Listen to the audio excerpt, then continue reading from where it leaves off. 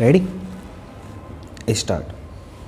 Mr. Vice Chairman, I wish to make a few observations of a general nature on the appropriation bill.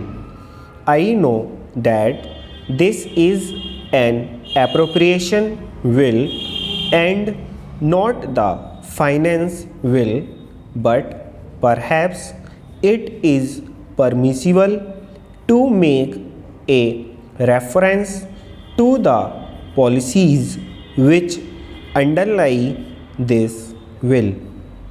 The will in its broad feature is having regard to all the circumstances that prevail in this country, a reasonable measure and deserving all the support of this House. We were left behind 200 years back in the struggle for life.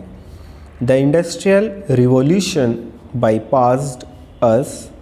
We are now in the atomic age, and we have somehow or other, if we wish to exist as a decent country in the world, to make up for lost time, we have to provide for our people a higher standard of living, and that higher standard of living we can provide only by increasing production, and increased production involves increased expenditure. You cannot have increased expenditure without heavy taxation, and it is inevitable, therefore, that the tendency to tax more and more should increase with the expansion of states' activities.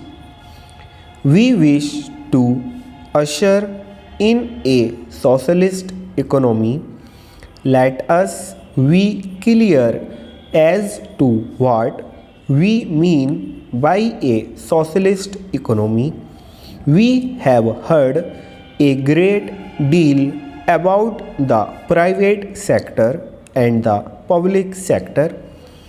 Well, we have got a mixed system of economy, and I suppose we have to be fair to the private sector, but there is just one thing about it that you must be clear about.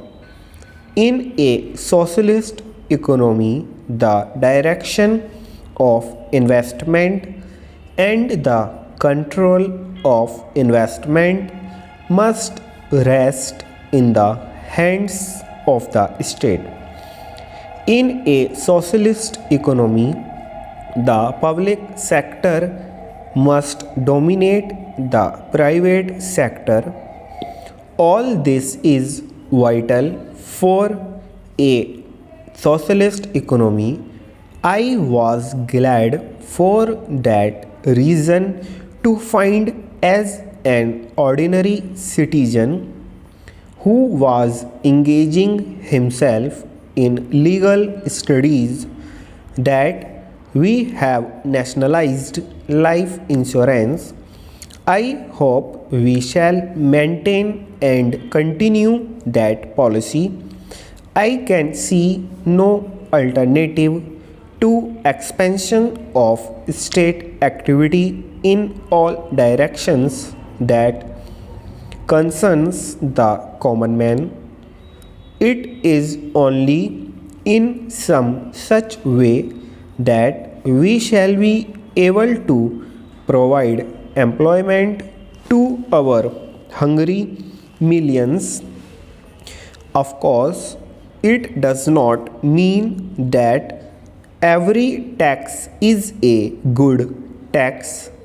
As one who rather likes to be described as a socialist, I have a little objection to indirect taxation. I think the better way to deal with the problem of taxation is to tax those who are in a position to bear the burden of taxation. We find the richer classes always saying that the tax is very heavy. Even if the taxation was moderate, they would say it was heavy.